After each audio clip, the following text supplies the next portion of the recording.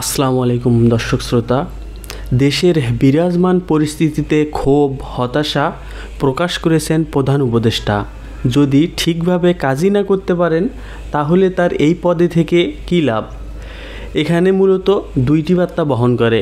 তিনি হয়তো কঠিন চাপে আছেন, না হয়তো রাজনৈতিক কোনো কারণে নয়, বরং তিনি আছেন নৈতিকতার কোনো চাপে।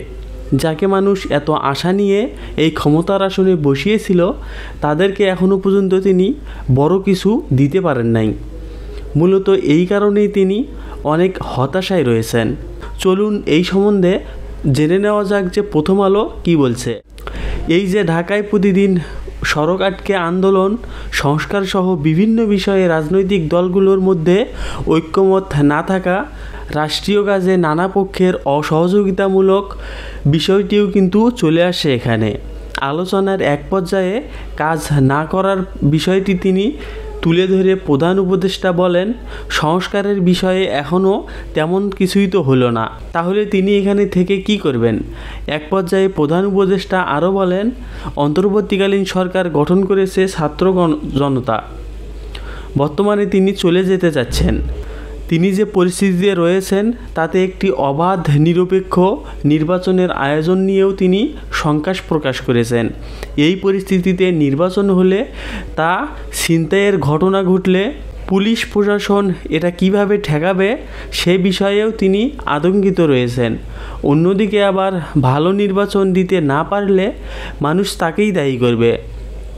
আন্তর্জাতিক পর্যায়ে এটি আলোচনার কেন্দ্রবিন্দুতেও চলে আসতে পারে। নিরাপত্তা, দেশের ভবিষ্যৎ সব কিছু মিলিয়ে উনি এক উৎকণ্ঠার ভিতরে রয়েছেন এবং তিনি আশা ব্যক্ত করেন দলগুলো যেন তাদের শুধু স্বার্থে কাজ না করে বরং জনগণের জন্যও কিছু কাজ করেন।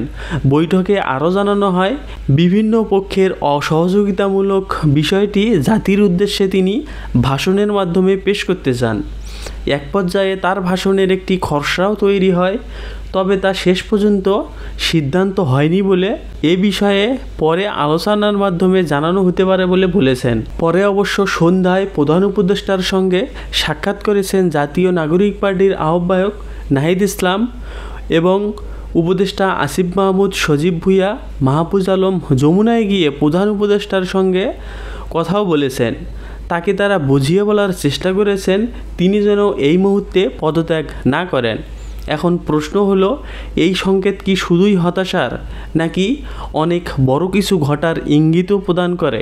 এখানে একটা জিনিসই শেখার আছে, কোনো একক নেতৃত্ব এই পরিবর্তন কি এনে দিতে পারবে? দরকার হলো ঐক্যের, সহমর্মিতার আর পরস্পরের প্রতি শ্রদ্ধা, ভালোবাসার।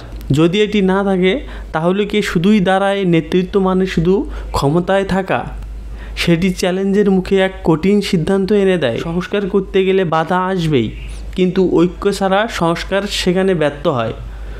জনগণের আকাঙ্ক্ষা যদি ভেঙে যায় তা শুধু একজন নেতার ব্যর্থতা নয়, পুরো ব্যবস্থাপনারই দুর্বলতা। প্রিয় দর্শক শ্রোতা, এখন প্রশ্ন হলো, এই ক্রান্তিকালে আমরা কিভাবে আশা রাখব? নেতৃত্বে চাইলেই কি টিকে থাকতে পারে? যদি এই নেতৃত্বে থাকাকালীন জবাবদিহিতা, স্বচ্ছতা আর মানুষের প্রতিশ্রুতিটা না থাকে? কমেন্টে লিখবেন আপনার মতামত। ধন্যবাদ, পাশেই থাকবেন।